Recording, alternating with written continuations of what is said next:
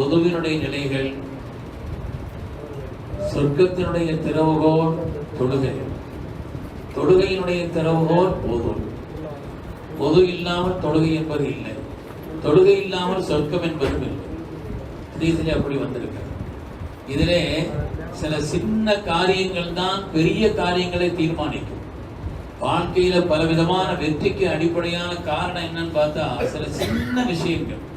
இந்த சின்ன விஷயங்கள்ல நேர்மையாய், நல்லபடியாய், சிறந்த அணுகுமுறையாய் இருந்த காரணத்திலே வாழ்க்கையிலே பெரும் ஸ்தானத்திற்கு பலவே சென்றிருக்கிறார். சின்ன விஷயங்களை யோசிச்சு பார்ப்பான். இந்த நுணுக்கமான அந்த சின்ன விஷயத்துல கூட பேணுதலா இருந்தார். எந்த காரணத்தினால் வாழ்க்கையில் பெரும் பெரும் ஸ்தானத்திற்கு சென்றவர்கள் எல்லாம் இருக்கிறார்.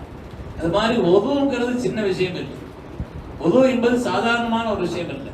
இந்த உம்மத்திற்கு அல்லாஹ் தந்த மிகப்பெரிய அருள் ஒது. ஒதுவை பற்றி நாம் யோசித்தால் நம்முடைய வெளிரங்கமான நிலைகளை மாத்திரமல்ல, நம்முடைய ஆத்மார்த்தமான நிலையையும் கூட, ஆத்மார்த்தமான ஒரு நிலையையும் கூட அழகாக்கக்கூடிய உன்னதமான ஒரு செயல் தான் ஒது என்பது. ஒது என்பது கவனத்தோடு நாம் செய்தோம் என்றால், அதிலே முழு கவனத்தோடு இருந்தோம் என்று சொன்னால், ஒதுன்னு சொன்னாலே அரபில பளிச்சிடுதல், பிரகாசித்தல், பிரகாசமாக்குதல், பளிச்சிடுதல் என்றுதான் ஒது என்ற வார்த்தைக்கு அர்த்தம். இந்த ஒதுவினால் ஏற்படக்கூடிய பயன்பாடுகளை கொஞ்சம் நஞ்சவர் உலகத்தால் ஆச்சரியப்படுகிறார்கள். உலகத்தின் நாகரீகங்கள் எல்லாம் இந்த உலகத்தில் வளர்ந்தது என்பது நதிக்கரைகளுடைய ஓரத்தில் தான். நாகரீகங்களுடைய வளர்ச்சி எடுத்து பார்த்தால் எல்லாமே நதிக்கரைகளில். ஆனால் இஸ்லாமிய நாகரீகத்தினுடைய வளர்ச்சி ஒரு பாலைவனத்தில், ஒரு பாலைவனத்தில் பிறந்த ஒரு மாமனிதர், ஒரு உன்னதமான தலைவர் சுத்தம் செய்வதிலேயும் ஒதுவிலேயும் எவ்வளவு ஒரு கவனத்தை செய்திருக்கிறார் என்று உலகம் ஆச்சரியமாக பார்க்கிறது. உலகம் ஆச்சரியமாக பார்க்கிறது. பெருமக்களே, ஒதுவினுடைய பயன்பாடுகள் என்ன? ஒதுவினுடைய பயன்பாடு என்று பார்த்தால் முதலாவது ஒதுவினுடைய பயன்பாடு சுத்தம். முஸ்லிமினுடைய அடையாளம் கூட சுத்தமும் கூட. இந்த ஒதுவின் காரணத்தினால் ஏற்படக்கூடிய மருத்துவ பயன்பாடுகளை ஏராளமாக விளக்கி சொல்வார்.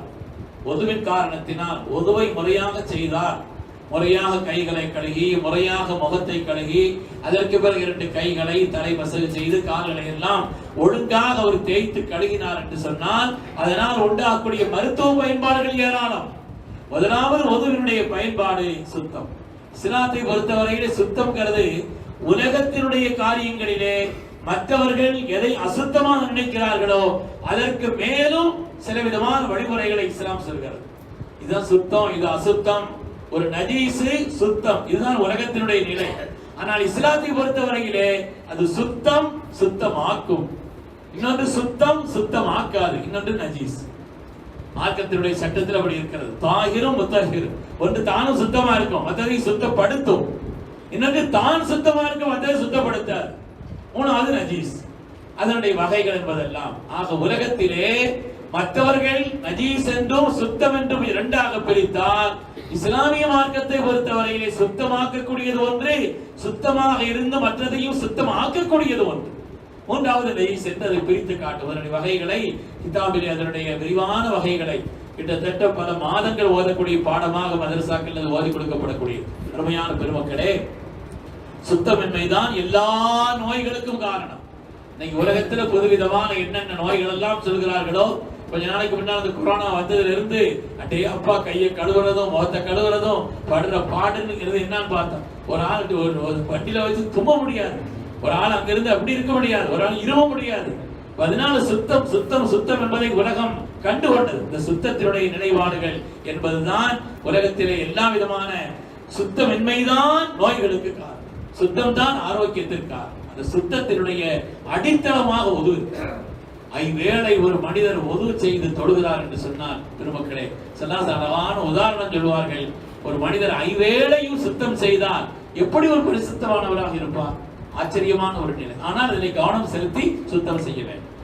ஒதுவினுடைய இன்னொரு அடுத்த பயன்பாடு சுத்தமாக்கல் வந்த பாவத்தை மன்னிக்கிறது. ஒதுவை ஒதுவாக நாம் செய்தோம் என்று சொன்னால் ஹத்தல்லாஹு அன்ஹு குல்ல ஹத்தியா ஹதீஸ்ல வருது, எல்லா பாவங்களையும் அல்லாஹ் மன்னிக்கிறான்.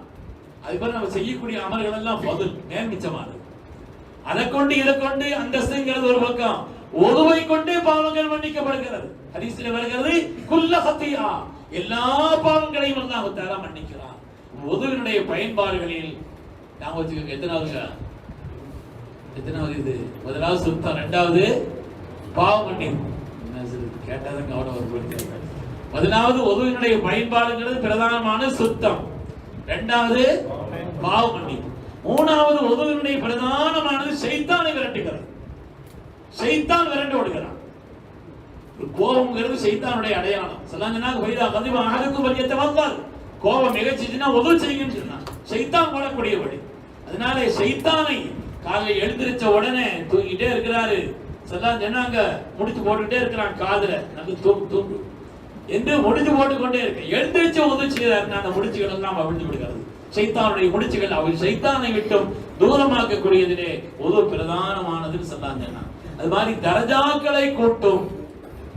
ஸல்லல்லாஹு அலைஹி வஸல்லம் கேட்டாங்க, அலா அதுல்லுக்கும் அலா மா யம்ஹல்லாஹு பில் ஹதாயா வ யர்ஃபஉ பிஹி தரஜாத், உங்களுடைய தரஜாத்துகளை கூட்டி பாவங்களை எல்லாம் மன்னிக்கக்கூடியதை உங்களுக்கு சொல்லி தரட்டுமா அப்படின்னு கேட்டாங்க.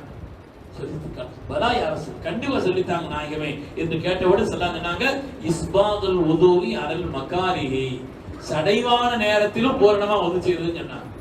சும்மா கழுகுறது இல்ல, சடைவா இருக்குது, எரிச்சலா இருக்கு, சோம்பலா இருக்குது, குளிரா இருக்குது, அல்லது மனசுக்கு அசதியா இருக்குது, இந்த நேரத்தில் பூரணமா உதவி செய்தால் பாவங்கள் எல்லாம் மன்னிக்கப்பட்டு தரஜாக்கள் உயர்த்தப்படும் என்று கண்மணி ரசூலுல்லாஹி ஸல்லல்லாஹு அலைஹி வஸல்லம் அவர்கள் உதுவினுடைய பயன்பாட்டை தரஜாக்களை கூட்டுகிறது என்று நான்காவதாக சொல்லித் தருகிறார். அது